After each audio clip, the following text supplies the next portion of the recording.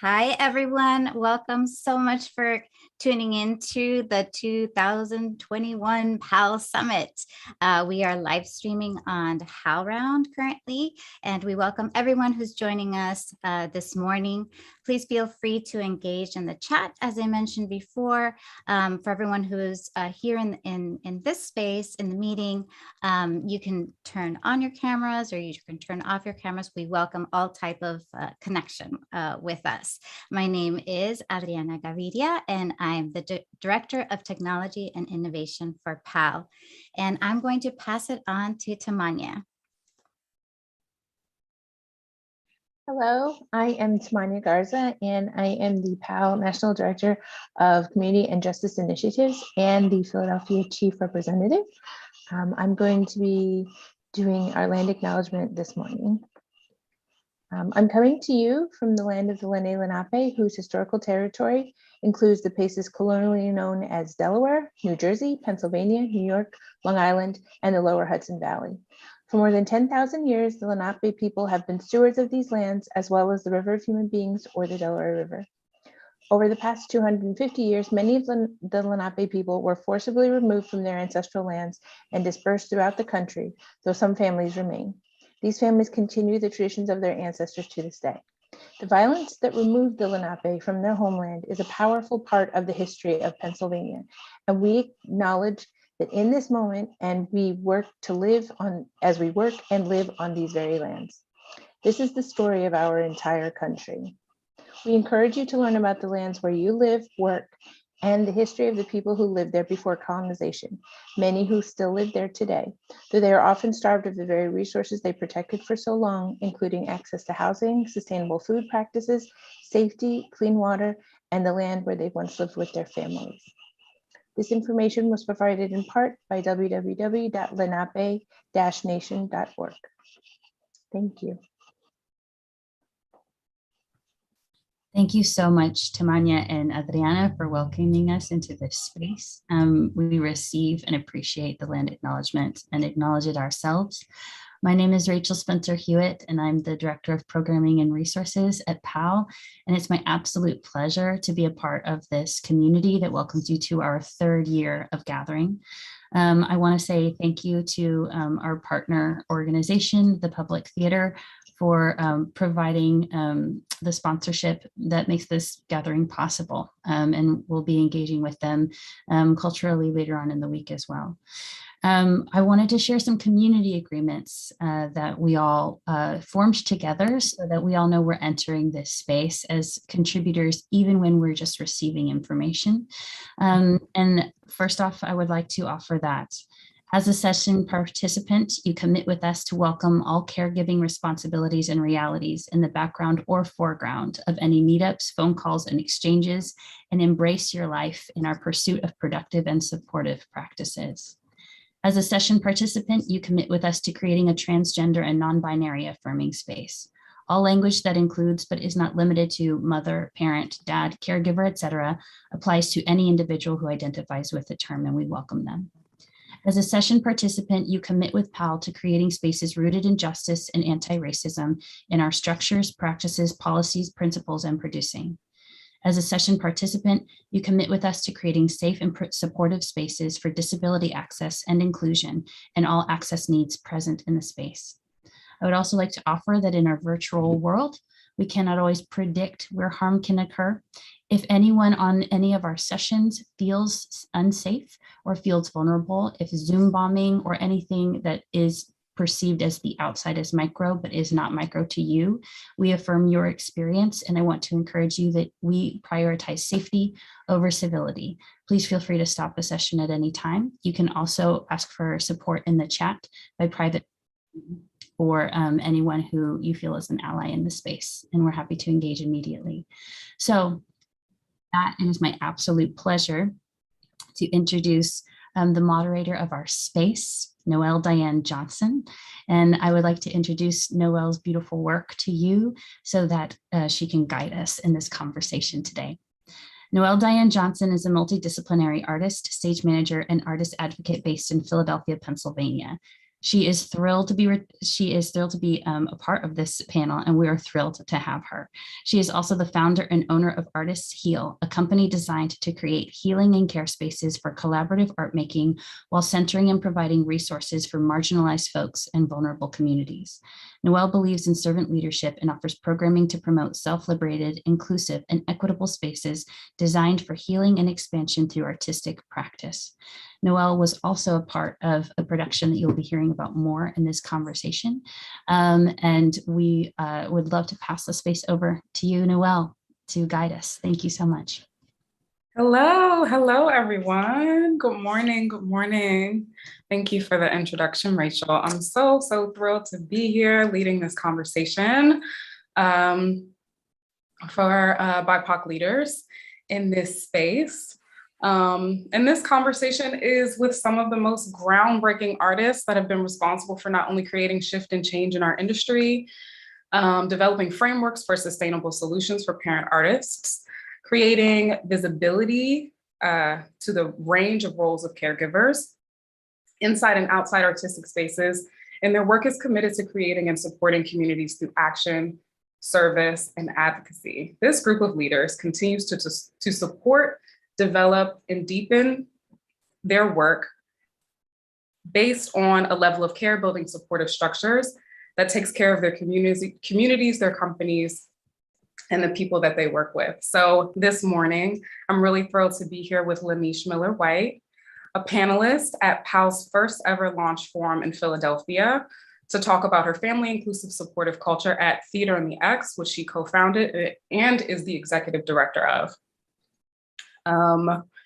And she also became the first ever chief rep for a local chapter and defined the role for PAAL. Hi, Lamish, welcome. Hello, happy to be here. Wonderful. I'm gonna go through introductions for everyone and then we're gonna jump into everyone's story. So next is Adriana Gaviria. Please correct me if I'm wrong. Okay, awesome. PAAL steering committee since its inception, regarding reproductive and anti-discrimination rights and work-life balance, and has been an advocate since before joining on, producer of the Latinx Theater Commons convening in Miami, where she is a partner with PAAL to create caregiver family invited on-site international conversation spaces, and became a member of PAAL's advisory board due to her insight on the field. Now PAAL's Director of Technology and Innovation, where she produces the PAAL Summit and other PAAL national gatherings. Also here is Garlia Cornelia Jones, founder of Blackboard Plays since 2007, I believe, and has run this home for Black playwrights through her motherhood journey. To this day, she is also the first recipient of the PAAL Mother Artist of Color Childcare Grant, now known as the BIPOC Mother Artist Childcare Grant. She is the PAAL Chief Rep in NYC and PAAL National Director of Production, which oversees the Black Motherhood Play Festival in partnership with Blackboard Plays.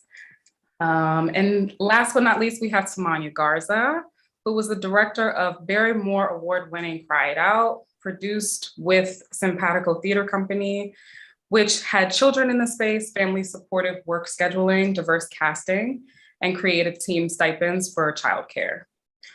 She also leads as both current PAAL Chief Rep of Philadelphia for almost 3 years and PAAL National Director of Community and Justice Initiatives, where she shapes and oversees the centering of justice and caregiver support initiatives for PAAL, national resources and programming, as well as the Chief Rep program around the country. Wow. What a group of people we have with us this morning. Welcome, everyone. Welcome. I'm really thrilled to be here with you all. We're going to jump in. Lamish. Hey, Lamish. I've had the pleasure of working with Lamish with Theater in the X. And I was hoping that you could just share with us a little bit about the company that you co-founded and lead, and your role as a parent and artist, and how it's framed the work that the company continues to do. Sure. So we being myself and my other two co-founders, Walter DeShields and Carlo Campbell, we co-founded Theater in the X in 2013, essentially because we weren't seeing the opportunities for artists of color in Philadelphia theater. usually, you know, folks of color, especially Black artists, were only getting work during Black History Month. And so we wanted to provide opportunities for theater artists of color in the city, as well as we were kind of all feeling like the content of the shows that were being presented, that told the stories of people of color during that time, were all tragedy stories. It was all stories that were kind of filled with pain and tragedy. And we wanted to bring in stories that also, you know, showcase joy and kind of the breadth of the Black experience. So in 2013, we did a show. We chose to have Malcolm X Park as our venue, so that we were able to provide the show for free for the community in West Philly, no ticket price, bringing down as many barriers as we could as far as location and ticketing and also comfortability in theater. So just by way of that, we get audiences that are of all ages. You can bring your baby, you can have kids ride up on their bike and watch the show for 15 minutes and then ride away. And so that was kind of the basis of why we created the company. So that was in 2013. In 2014, I had a baby. And then, so we kind of took that year off as I was adjusting to parenthood and such.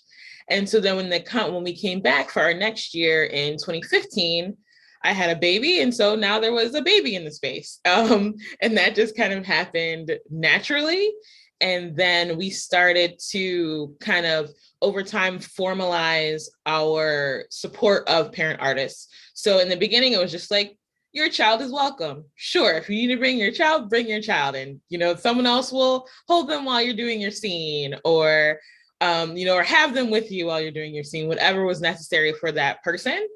And then we had me acknowledging my own understanding that when I was in spaces that allowed children, sometimes I'm cool with having her, you know, with me on my hip. And sometimes I would like to have her with me, but not have her with me when I'm trying to do the work. And so to kind of facilitate whatever that need was, then we started having, one of our co-founders has older children. So they started watching the children while we were doing work. And then we formalized it to our most recent year where there was a childcare person. That person was on the call sheet. That person's their conflicts were taken into account when we were doing rehearsal schedules. They were listed along with the stage management and the other cast and crew folks in the front of the program, really formalizing that the childcare person is an essential part of the production, just like the stage managers. And so being at kind of seeing our trajectory from we'll all hang out with your kids to there's a person who can now, you know, take them.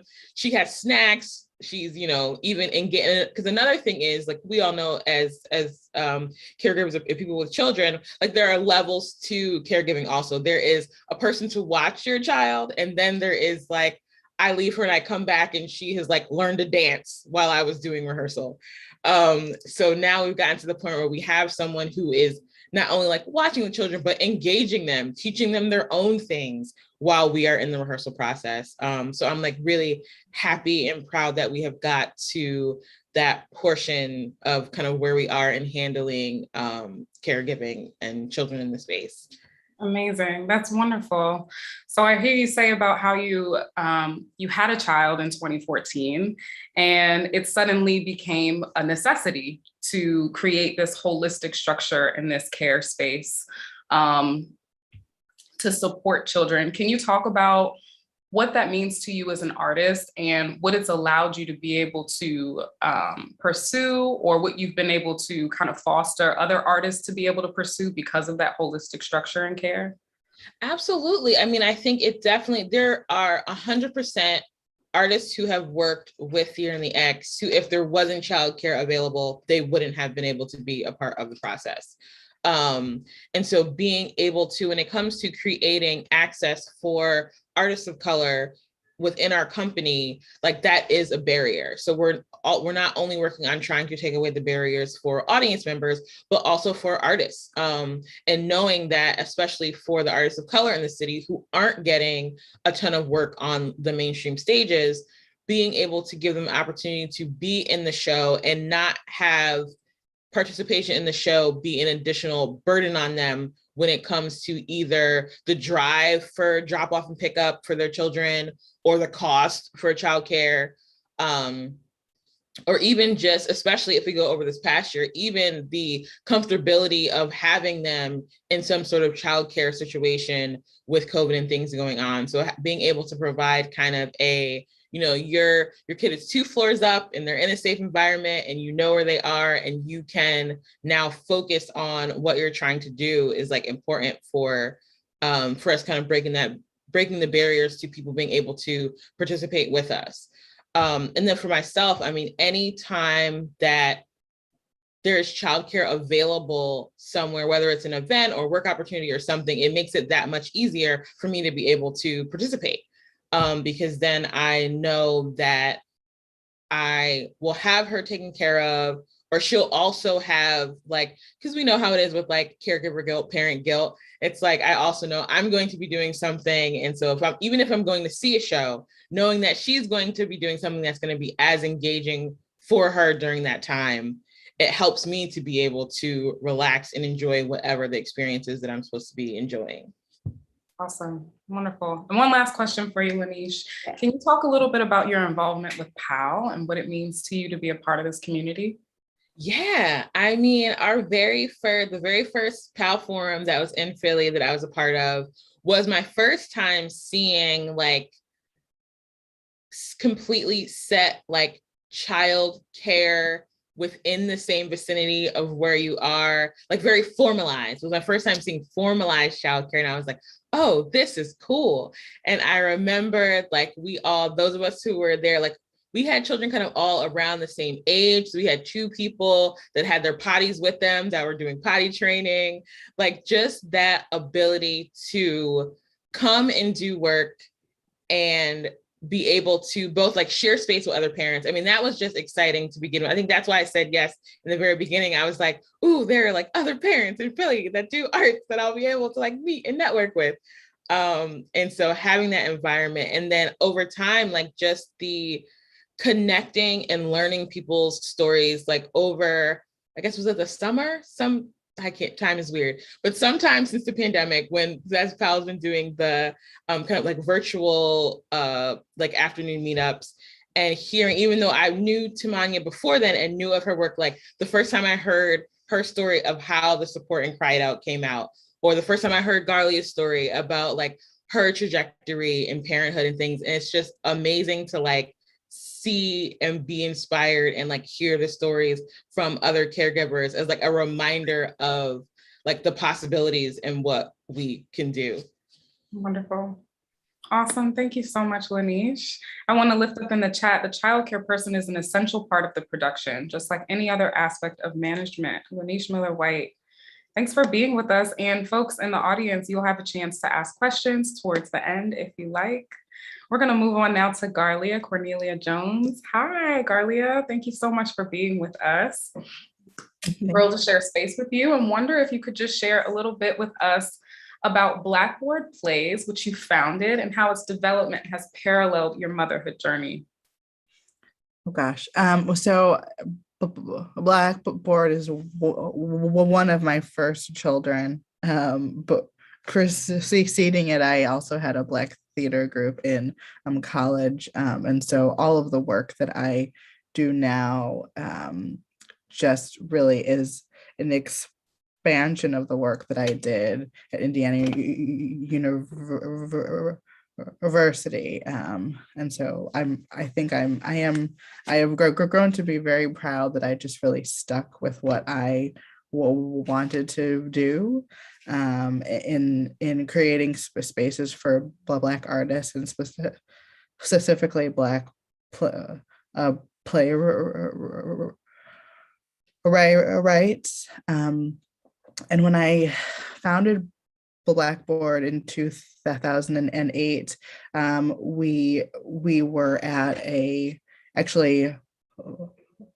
mom run small theater, and so we were incubated in that space. It's called The Cell, and they are in Chelsea, and so exposure to women and parents like started with just, having the series in a space where there was a woman and then her daughter, and then I saw her daughter have children, and the two artistic directors both parents, and so just always like seeing that and always thinking, how am I gonna figure this out, right? And so then when I did have children in 2012, my first child in 2012 and my second 2014 on the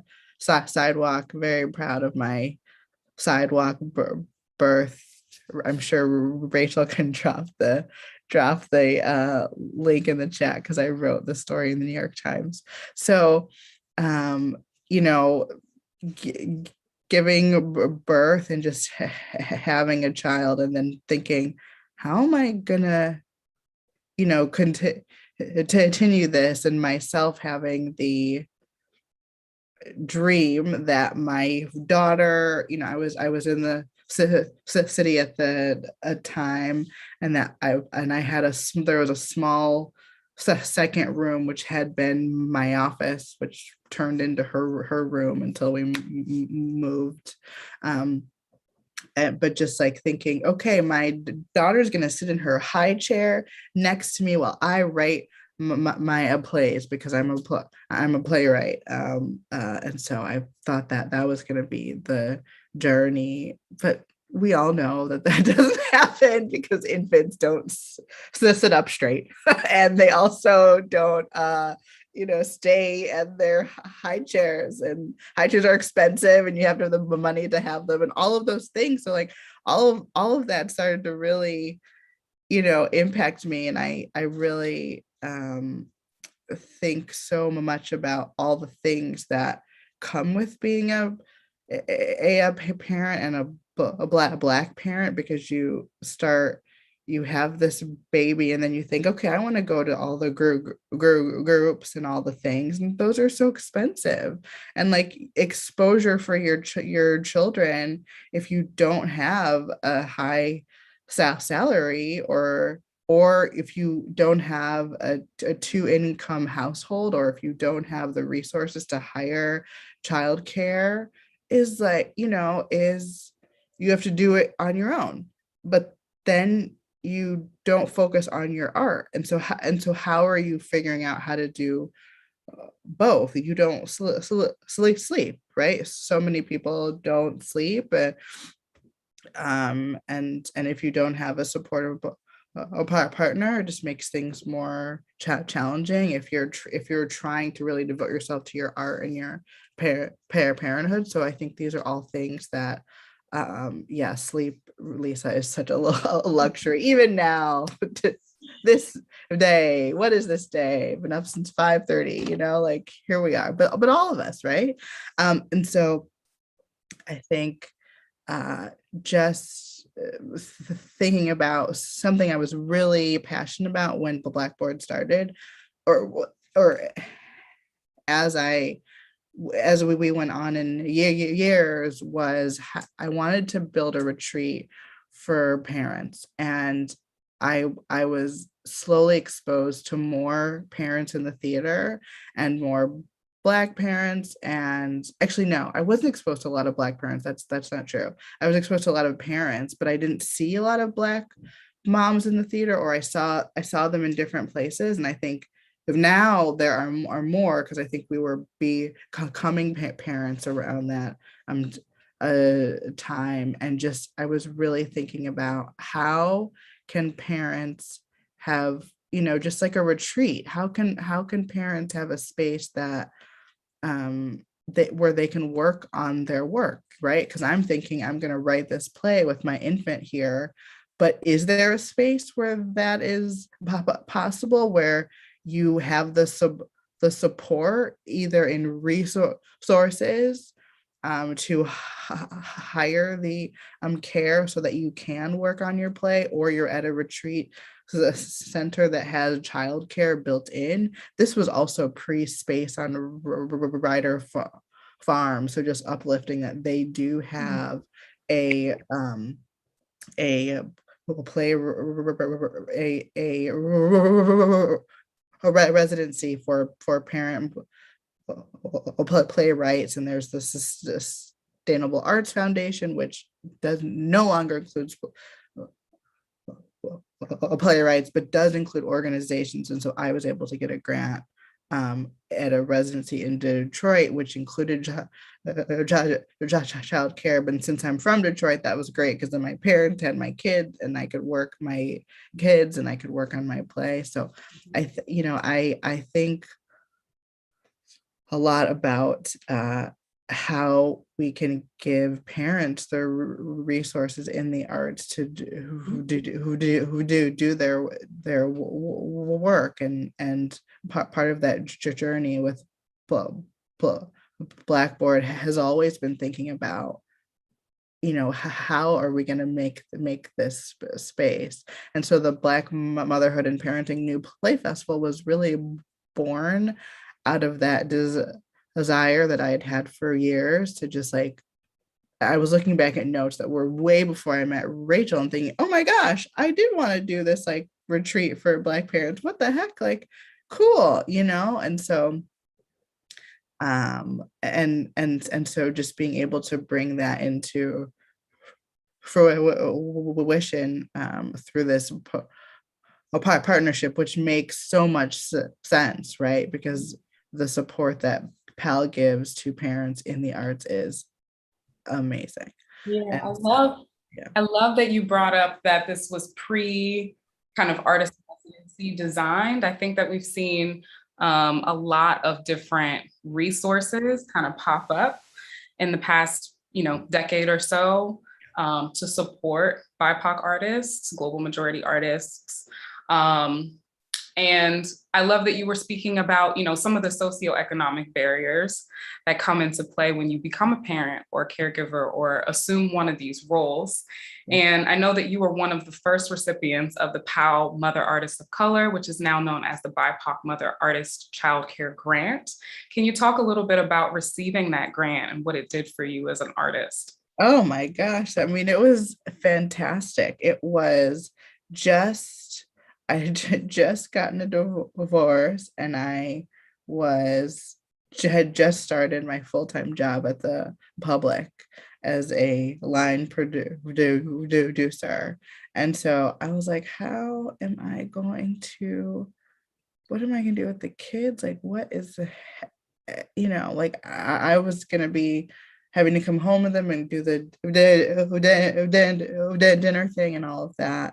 And so having that grant covered me for 2 weeks of childcare for my kids, which was a really great start. And I was I was so grateful to have those funds that were just this is for the sitter, right? I mean, it is incredibly scary to finally enter the work space and feel how am I gonna do my job, show up, but then what about my kids? You really want I'm no a lot less of an employee because I have children, but if it's not fully included in my in my I guess my package, how am I supposed to make that work? What sort of flexible acrobatic things do I need to do with my finances or my life? What tiny hole do I have to live in order to do a job and take care of my kids, And so I probably will never stop talking about how important that was as a first step,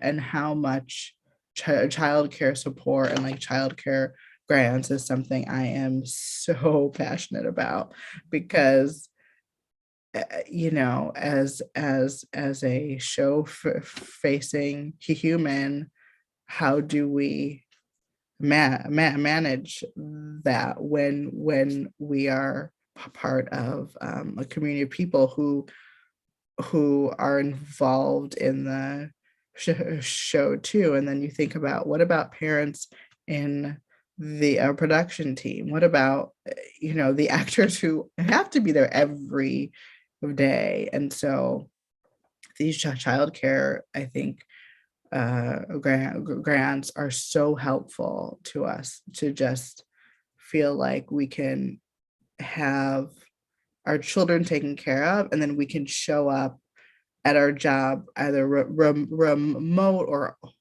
on site, but we can show up knowing that a piece of us is being taken care of.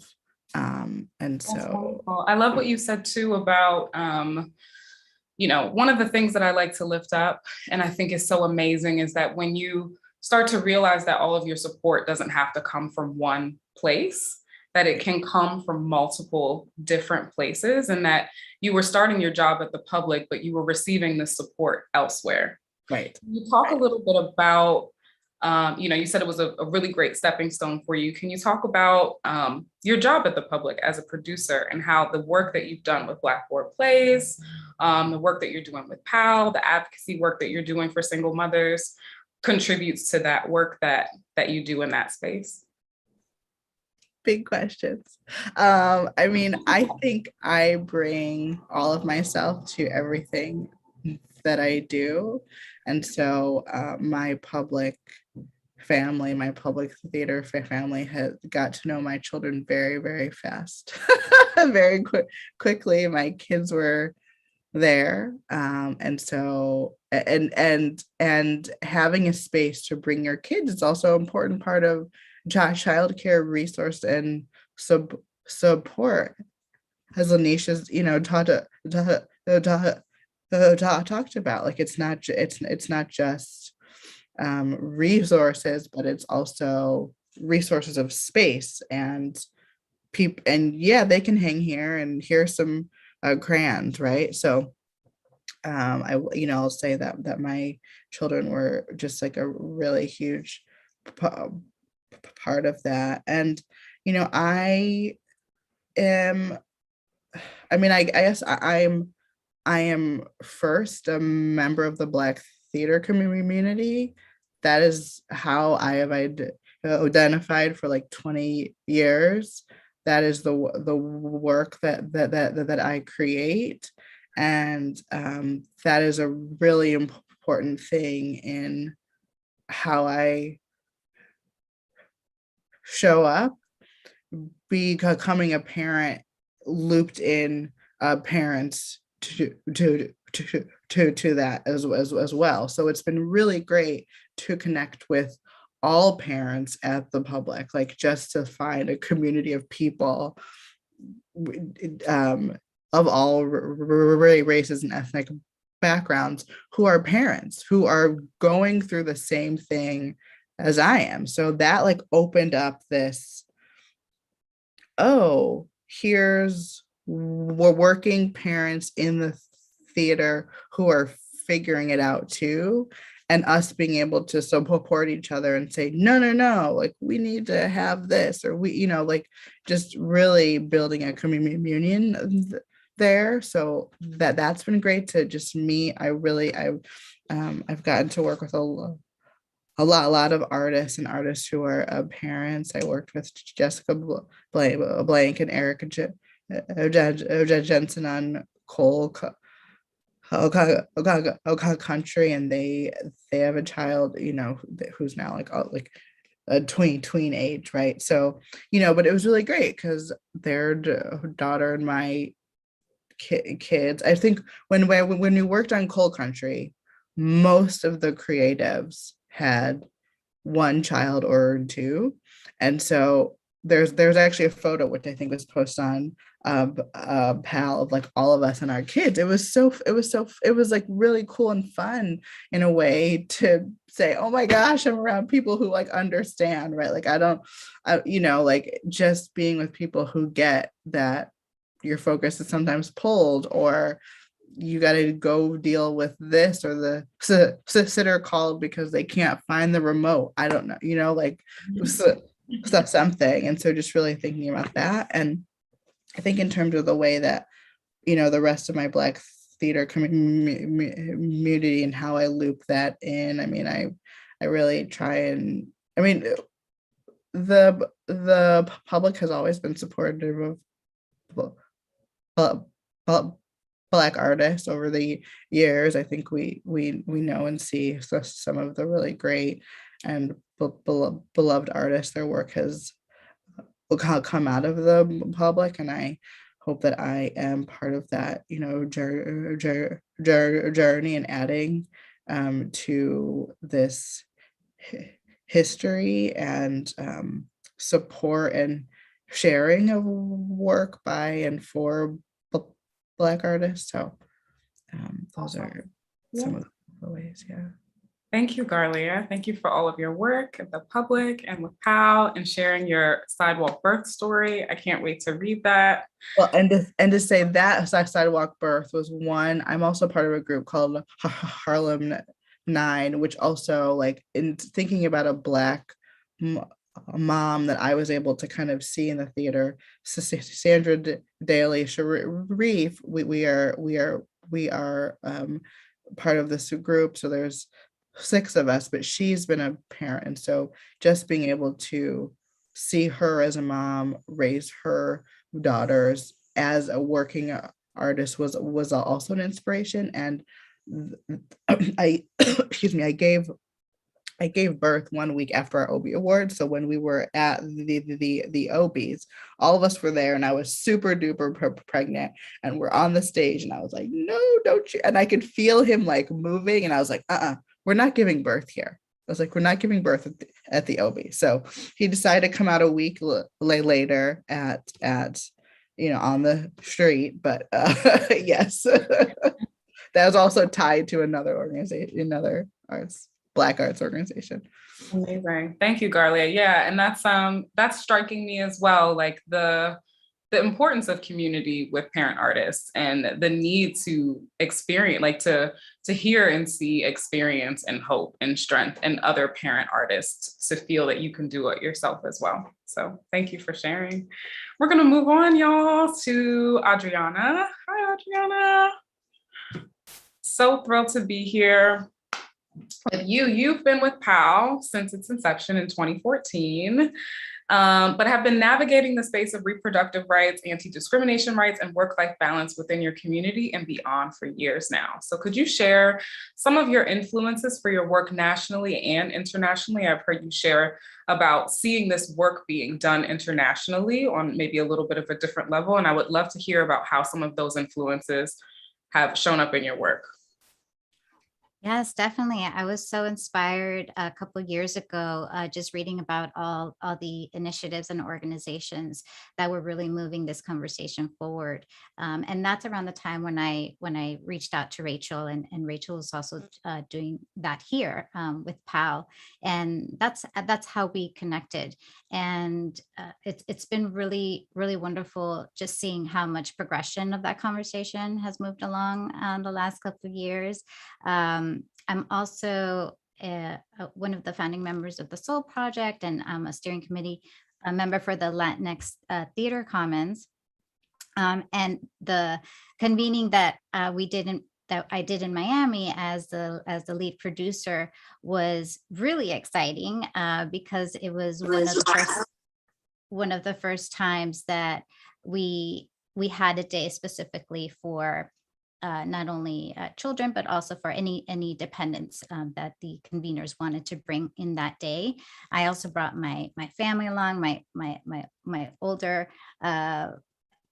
relatives to the convening on that day, because I find that sometimes your family doesn't really know what you do, at least in mine. They don't understand, where we spend so much time, and also theater and advocacy is just a little foreign to them. So it was really great being able to share that and have those conversations while they were in the room. And so now when they see me, go and talk about it or do these things, it's just so much great for them to be able to just understand a little bit better the conversations that are being had here in the States. Yeah, so that's a little bit of what happened during the convening in Miami. And then I was also definitely inspired by the Encuentro, which was also another gathering of Latinx, Latine theater makers that happened in LA. And for me, it was the first time that I saw theater companies, groups, artists who had raised both their families and also created art at the same time, which was mind-blowing to me that they had been able to accomplish that. And it was really a wonderful time because it was an opportunity for me not only to see that and to see how it can happen, but also a chance for me to be able to learn from everybody and to have conversations with everybody in that convening, which led me to be really motivated to come back to New York and see how I, as an artist, can create change, or how I can create work or opportunities, not only for myself, but for other people. And that really definitely changed my trajectory because I started off as an actor. And like I had mentioned to you, Noel, before, as an actor, I was just used to auditioning and just waiting for roles, right, to be written for me.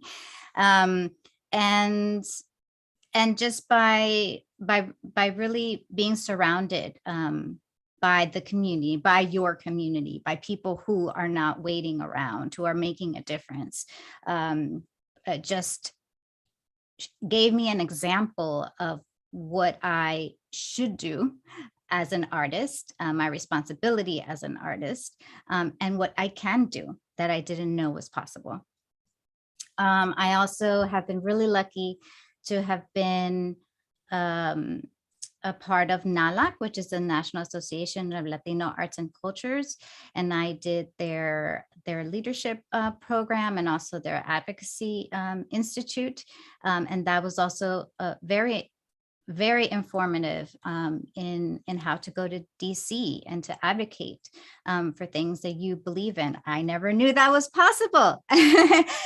Being a first generation, that's something that was really foreign to me, and it was fascinating. And to have that opportunity to be able to have these mentors really guide you, right? In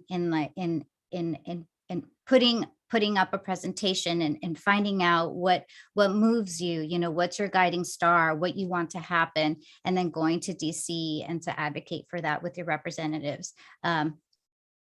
It was amazing. I didn't even know that that's what you could do. So I feel like it's just been learning from each other, right? Learning on the job.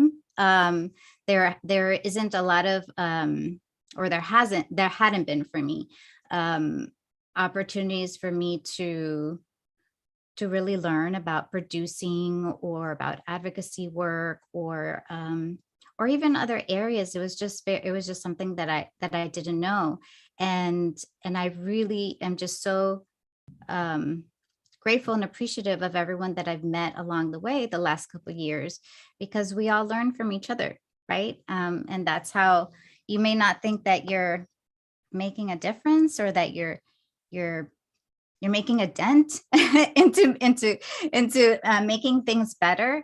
But every action counts. I produced a Soul project during the Soul Fest, which is a summer theater festival in New York during the summer, and even something as small as being flexible with the writers as far as their schedules, being like really having that conversation and saying, I want you to be part of the festival. Let's see how we can work around with your responsibilities as far as family or caregiving. It's little acts like that that really make a huge difference. And I think I just want to highlight that, because I think maybe sometimes you think you have to do these, I don't know, just everything counts. Yeah, thank you so much. So you shared about some of your influences and, you know, how your trajectory really shifted and changed. And you've also talked about, you know, achieving work-life balance and what that means as a caregiver when you assume that caregiver role. Can you talk about some of, you know, what you were seeing in the community, what some of the needs were, and then how you supported your community how do you support people to create work-life balance, especially as caregivers and people that assume that role? And as has been mentioned in this conversation, you know, assuming the role of a caregiver and then realizing that it doesn't mean that you're suddenly not going to be an artist, understanding that it's, you know, a matter of how to make this thing happen. I'd love to hear about what kind of practical tools or action steps you help people with achieving that kind of work-life balance. Yeah, I you know, it's, when I look back, I'm a little incredulous of what happened the last year and a half, but also by the amount of work and change that was done also. And one of the things that just so happened to occur was a lot of change within, for example, the unions, right? And so Actors Equity at that time was looking and seeking for delegates around the country for their first ever convention in its history. So it was huge. And so during the pandemic, someone had reached out to me to see if I was interested. I didn't really know about it. I hadn't been engaged in that capacity before. And it just so happened that there was a large group of BIPOC Actors Equity members who were really interested in being part of this convention and running as delegates to create this change. And none of us had ever done any of this before. We just kind of jumped in and learned along the way. And as an actor, you know, you're either union or non-union. As a performer, let's say, as an artist, you definitely want your union to support you, right, in the trajectory of your career. So those were the conversations that all the delegates that were nominated had. And there were, in the convention, there were many resolutions that came up, and a lot of them were, you know, that were worked on for such a long time by so many people for several months, and we had such amazing resolutions pass. So I'm only just bringing that up to say that that's one avenue, for example, especially, you know, here in the States where the unions have such a big role, and there were things that were missing, right? We were missing that support. And so it was a very exciting time that this happened. So I wanted to just say that is huge. Another way, I know we talked about this a little bit about just from a personal aspect as an artist, how important it is to just say no, to give yourself permission to take breaks. It's okay if you can't do everything that you want to do, and that I am a workaholic, and I definitely have tried my best, you know, these last couple months to have breaks, right? And to take time away and to say, no, this is family time. And as we get older, you know, our caregiving responsibilities expand. You know, we are also responsible often, not, you know, not everyone goes through this, but most people will be responsible for their parents or their grandparents or their uncles or their aunts, any elder member of their family, especially if you are a newer generation in this country and there's a language barrier. You know, often one ends up being the translator and also the one that has to figure everything out, all the different things that that seniors have to navigate, and it's very difficult. All the medical needs and all the retirement needs, which is something that I love to talk a lot about too, because in general, when we talk about caregiving, sometimes it's so easy, right, to focus on the parent-child relationship. But there's so many other different types of caregiving needs. And we sometimes don't realize it until we're there. So it's really good to talk about these things so that you know, right? You know how to navigate those before you get to that point. Yeah, thank you so much for sharing that. That really, when we spoke previously, that really touched me, because I think that for a lot of folks that, you know, and this was a part of the conversation when we're going to head into Tamanya as well, but this idea of caregiving, and, you know, that a lot of folks are doing the roles of caregiving, are assuming the labor of caregiving and don't necessarily realize that's what they're doing. So when it comes to work-life balance and preventing burnout and having boundaries and being able to say no and taking breaks, if you don't even realize that you're assuming this role, how do you even navigate or understand that when you're being exhausted by it?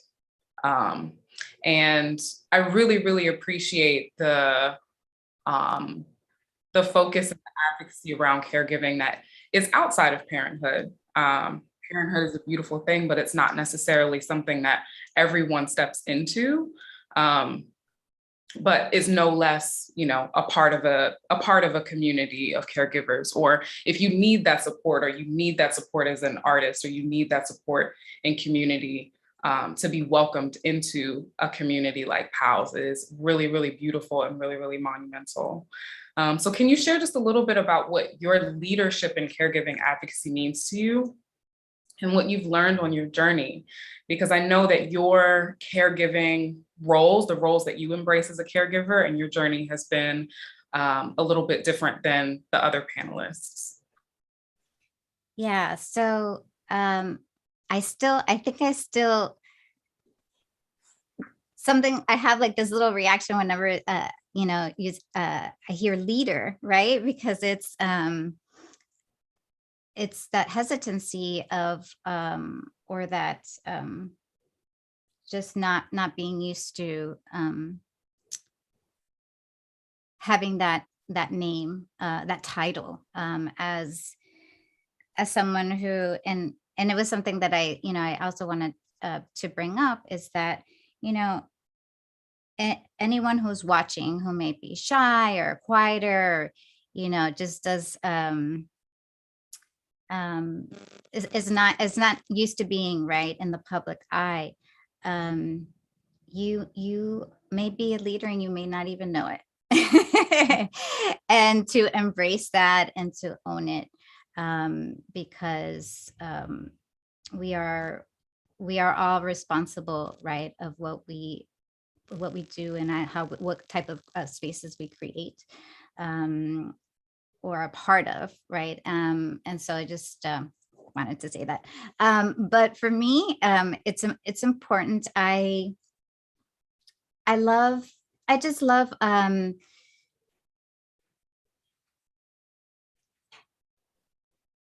connecting people, and I love providing spaces that encourage growth and inspiration. And for me, that's important because I don't want people to experience some of the things that I have. I think that I think a lot of us, at least from that I've spoken to, feel that way. We've all experienced something, and it motivates us, and it fires us up, and it makes me angry. And I don't want other people to go through that painful experiences.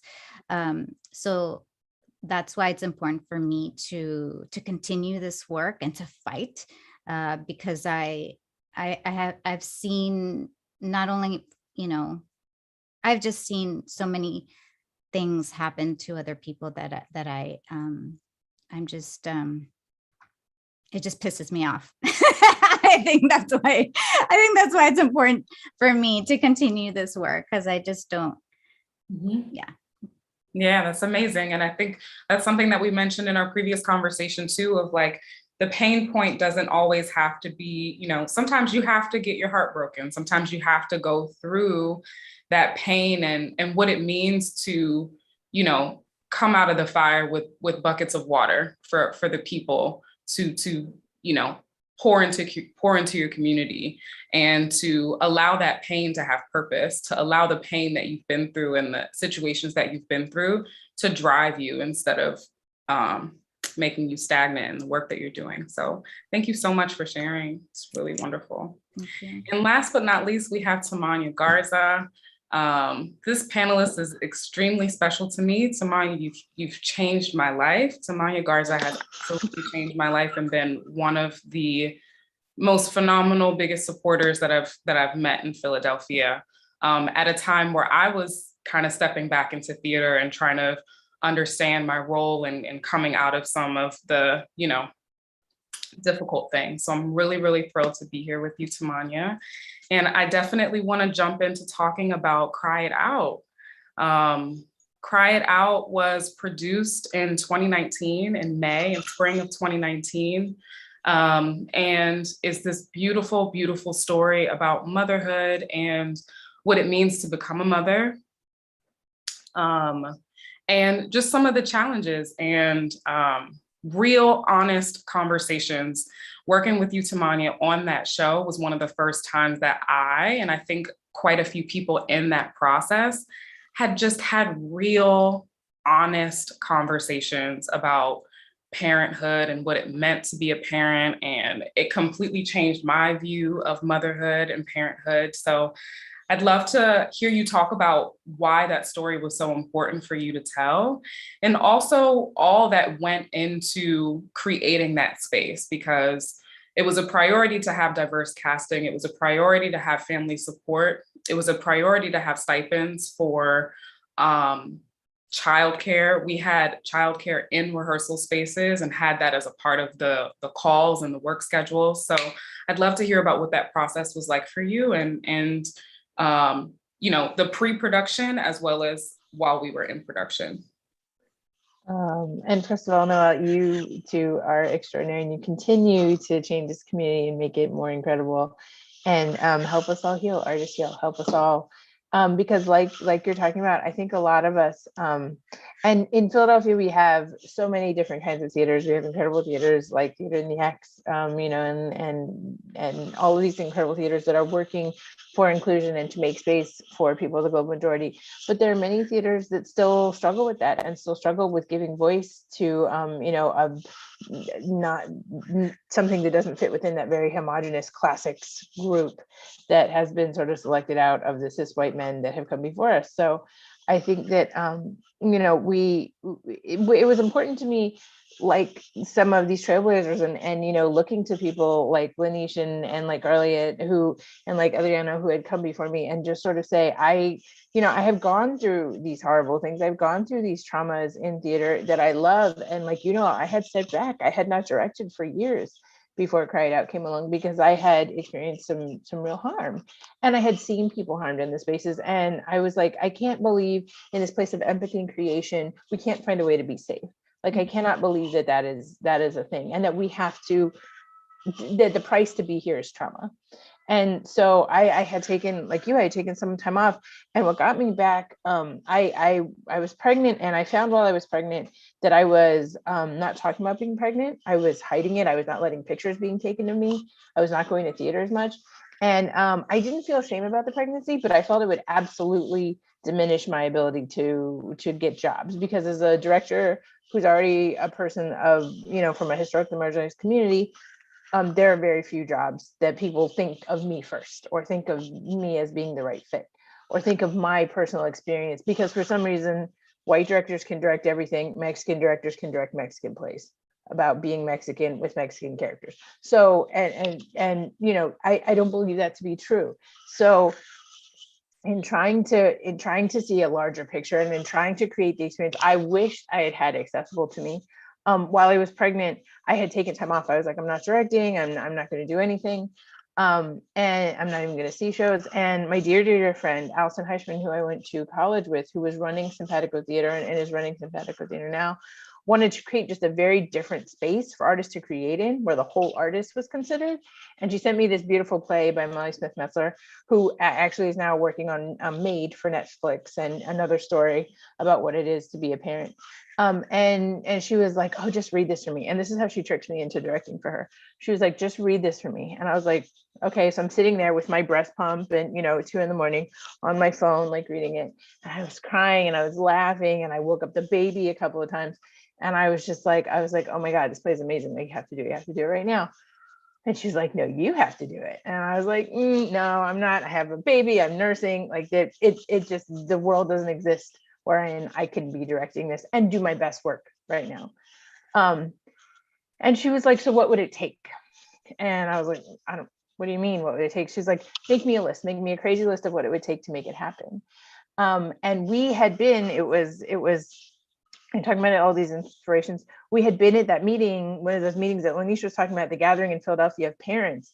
And PAAL had sort of opened my eyes that there was someone advocating for parents to be in these spaces, because parents, women, people of color, like, they begin to drop out of the storytelling because it just, you physically can't get there. Like Garlia was talking about, like Lamish was talking about, if you can't bring your baby, you can't come. And so we just get silenced, just de facto silence, because we don't have the support we need. And so, you know, so I was in this room with PAAL, and Lamish was running it. And the person who would ultimately become one of the leads in the play was speaking, Angelica Jackson. And the person who would eventually become the assistant director and dramaturg, Monica Flory, was there. And so like Lamish was saying, I had never been in a room where being a parent was an asset, and not, not something that was going to make you lose jobs. And I just felt so energized and so incredible. And I was like, okay, well, maybe this is possible. Like, maybe I can do this. So I dreamed big, and I said, I want to be able to nurse, and I want other people to be able to nurse, and I want whatever schedule we need for parents and people of color to be able to work on this. And I want, childcare paid for in the room. And, we applied for a grant through PAAL, and we got a grant that could support us for all of that, because Simpatico is a small theater with a small budget. But everything on that list was made possible with cooperation from PAAL and Rachel and all the great people at PAAL, but also because Simpatico always said yes. Like every step of the way, Allison said, yep, however that needs to happen, yep, whatever you need.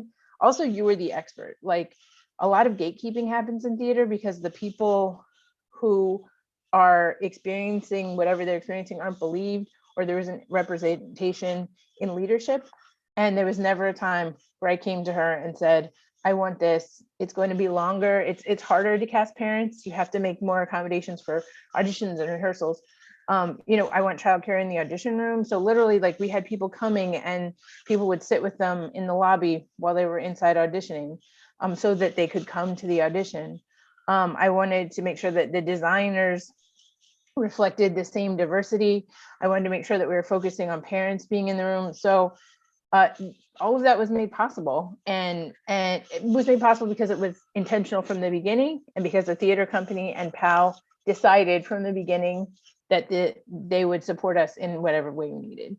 And because of that, the group that was there, I think, maybe wouldn't have ever had a chance to tell that story in a 9-to-5, 6-day-a-week, no childcare, no grants, no no nursing ability. No, like I think that those people literally would not have been in the storytelling. And Cry It Out was very popular that year. A lot of companies produced it, and almost every company produced it had all white or mostly white casts, and we did not. And many of them didn't include parents, and our cast did, and our production team included parents. And so, I think that's it. It was going in with intention, and it was dreaming really wildly. And I always wonder, if it wasn't Allison and we didn't have this like 23-year relationship that we have, would it have happened? And I want to create, and I think this is what PAAL and in general everyone on this call probably wants to create, a space where you don't have to count on that. You don't have to count on having a really trusting 23-year relationship with someone. You can just walk into a room and say, I need childcare. Just walk into a room and use the power. I wanted to use my power as a director to carve out that space for everyone. So actors didn't have to have that fight. So technicians didn't have to have that fight. So people who were, working just for the day didn't have to have that fight. I'd already had it, and it was baked in, like it was part of the production. And I think the performances we got, I think, as you were saying, the exposure to kids in the room, seeing someone be a director and seeing someone be a parent are very different skills. And I think the people who weren't parents in the room, as much as the parents, grew a lot and learned a lot, seeing everything we were carrying into the room with us every day. Literally, our little ones into the room. We would sit around and have pizza together. I remember at one point, there's scenes where people curse and yell at each other, and the babies were off in another room, and one of the babies was like banging on the door, like, don't say that to my mommy. And even just that's in the back of your head all the time. So I think welcoming them into the space, especially for a play like Cry It Out that is about the complexities of motherhood and parenthood, I don't think the production we had could have existed without the supportive situation that we were so lucky to be able to create, that I hope one day isn't lucky, that I hope one day is just standard. Exactly. Yes. Amazing. And something that I really admire about the work that you do, Tamanya, is creating visibility. So similar to what Adriana was saying, just this visibility around caregiving, and this idea that this is a thing. This is a thing that everyone on this call is doing. This is not just this invisible emotional labor that just comes with what it is. And we've spoken a lot about, specifically, for all being inclusive, but specifically for folks that are socialized female, how that imbalance kind of comes into play. Can you talk a little bit about the importance of visibility and the importance of specifically offering, support where those kind of disparities lie in caregiving spaces and caregiving roles?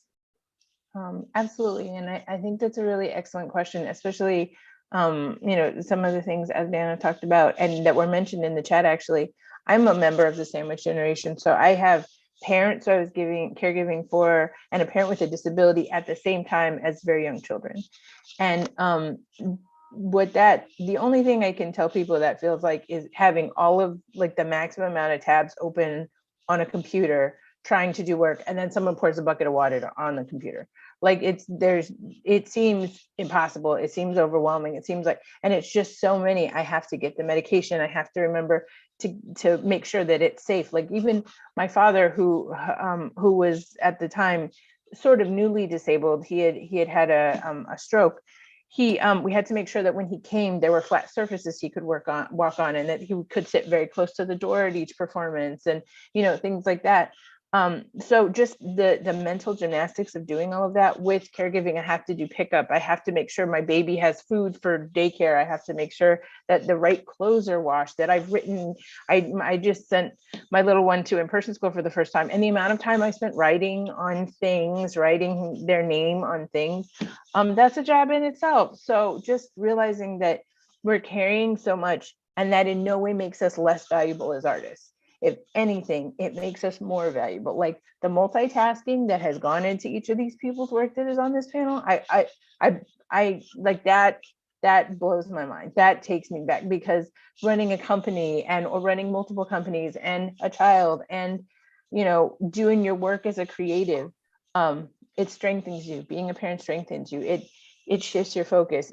I think it brings to you a clarity, but also an administrative, an administrative whirlwind that has to be taken into account. And as you were saying, people who are socialized female, so often it's not even a choice of taking it. It's just a choice of like, oh, well, this is given to you. You're the oldest daughter. You're the, you're the mom. You're the sister. And because of that, again, it drops our voices out of the creative space so often, because how can you create, as Garlia is saying, when you have the baby that you thought would gently sit in the high chair and make cute faces at you, chewing their hair, or, like ripping their clothes off, or going to the bathroom, like just the most basic things. Like, I haven't finished a thought since my little one was born, not a whole thought. And that's okay. That's part of being a parent. But to get back to that creative space, you do need people who welcome that and who are like, this is a part of you. I'm not going to compartmentalize you and take you apart. I'm going to welcome all of you.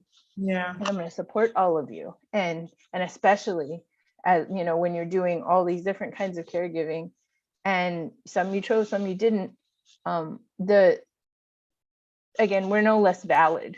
We're no less valuable because we have that. And honestly, we are the backbone that is keeping the world going. Without all of this caregiving, like who is taking care, who is, getting kids to school, and who is making sure that so-and-so has their blood pressure medication.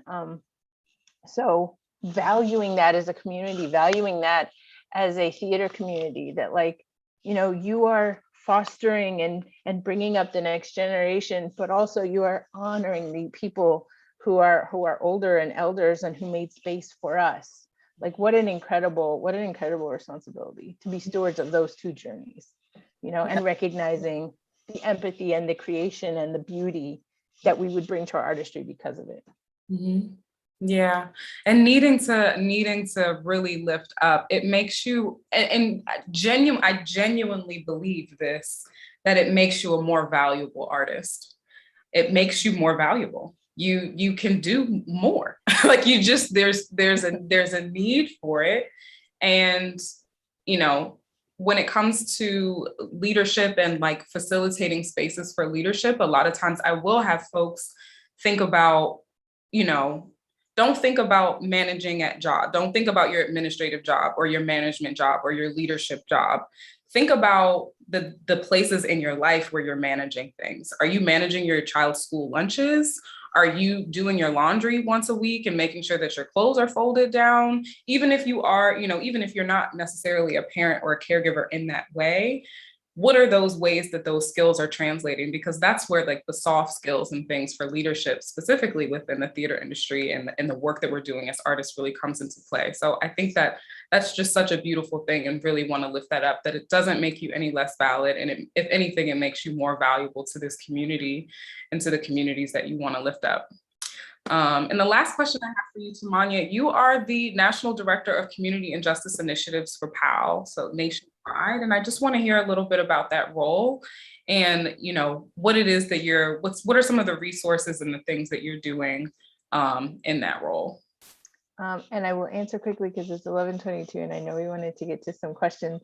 So I think what I really want to center in that role, and when it was created fairly recently, because PAAL is a new organization, is just making sure that everyone feels invited to these spaces. Everyone, I think I don't know if we talked about it on this call, but I know in other calls I've talked, when I first had a little one, it was like, join this Facebook group, join this.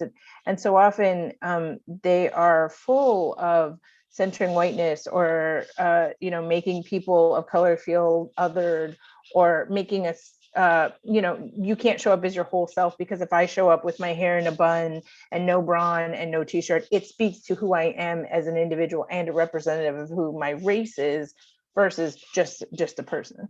So not feeling my whole self in spaces like that, I never wanted anyone to experience that in PAAL. And we're learning and growing all the time, but it's about access needs. It's about advocating to make sure we have ASL on all of our throughout the summit, which is something, we worked on and made sure. It's making sure that we're centering voices from throughout the community, not just the voices who have risen to the top through, this or that or the other, because because we tend to boost up one kind of voice in theater historically, but also making sure that we're asking questions and we're looking at people entirely with all these different things going on. If a person is, has many different elements of their identity, can they bring all of them? Can they feel that all of them are being held? And we just want to make sure we do that with hard resources like slide decks that tell you about rights and things you can do to fight and advocate in your own life, but also with things like panels like this where we can make sure that we're hearing the voices of leaders who have been doing this work for so long. Women of color so often in this industry are the ones who have been pioneering this work for so long. So lifting up those voices. And then just making sure we're providing hard resources and asking challenging questions so others can create spaces like that. Amazing. Thank you so much. Thank you so much. Lifting up some things in the chat. Or if you're not able to manage any of those things and you gave your kids a hug instead or took a nap. Amen. Holistic care, holistic structure. Love it. You are honoring the people, the elders who have made space for us. Tamanya Garza. Agreed, I have found parenthood helps you delegate and empower others as a leader. Absolutely. Folks are, needing to hear those words and hearing and feeling stronger and more hope from this panel today. So I'm really grateful to be here with you all. We do have maybe about 6 minutes left. I want to open the floor if anyone has a question or two, if we can drop a question or two, or if anyone has any kind of closing remarks. But otherwise, it's been really, really lovely to hear all of your stories. I'm really honored to share this space with you all and to be invited into this community to facilitate a conversation like this. But please feel free to turn on your cameras and hop into the conversation if anyone is interested.